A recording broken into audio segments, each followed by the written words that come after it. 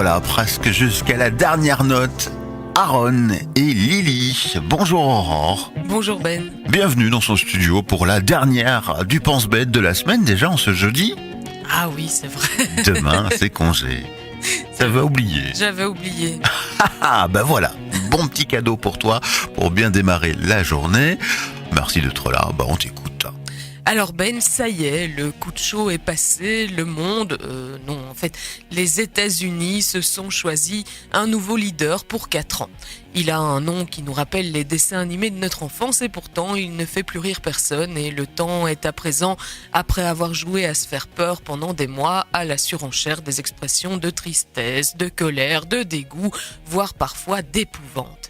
Et je ne sais pas ce que tu en penses, mais tout ça me semble très distinctement sentir à plein nez les relents un peu méprisants de l'antidémocratie.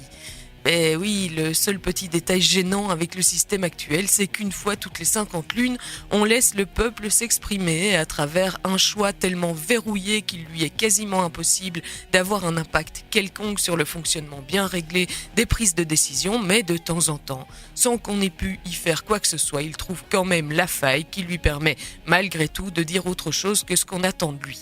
Le plus étonnant dans cette affaire, c'est finalement toujours l'étonnement outragés des détenteurs de la parole officielle qui font des leçons de démocratie au monde entier, mais ne sont pas capables de respecter la population dont ils sont censés faire partie une fois son devoir citoyen accompli.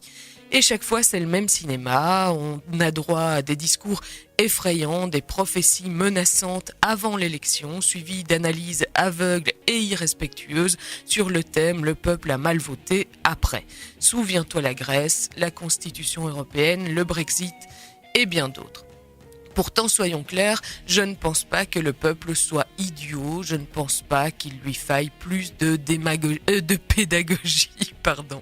Je crois au contraire qu'il en a marre qu'on le prenne pour un con et qu'au bout d'un moment, il a bien compris que le seul moyen qu'on lui laissait encore d'exprimer cela, c'était le détournement du barnum médiatico-politique que constituent les élections. Est-ce le bon moyen ? Rien n'est moins sûr, évidemment, mais ce choix démontre au moins, selon moi, 3 éléments incontournables.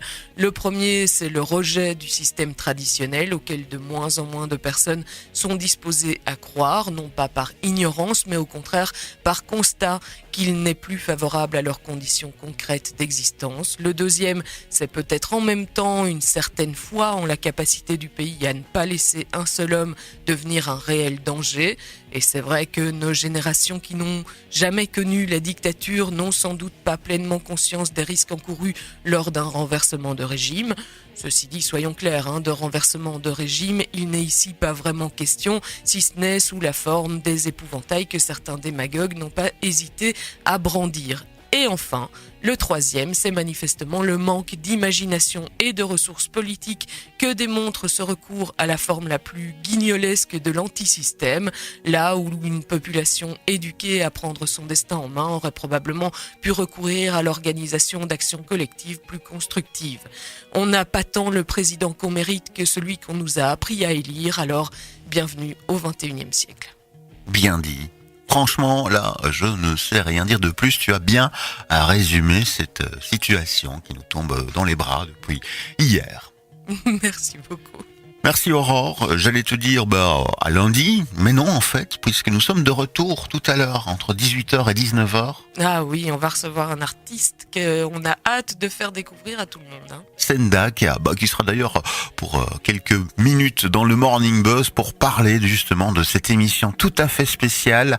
On partira donc à sa découverte ce soir, tous ensemble, entre 18 et 19h. Si vous aimez la bonne musique, mettez déjà une petite croix dans votre agenda. Excellente journée à toi, Aurore. Bonne journée aussi. La suite en musique avec Björk.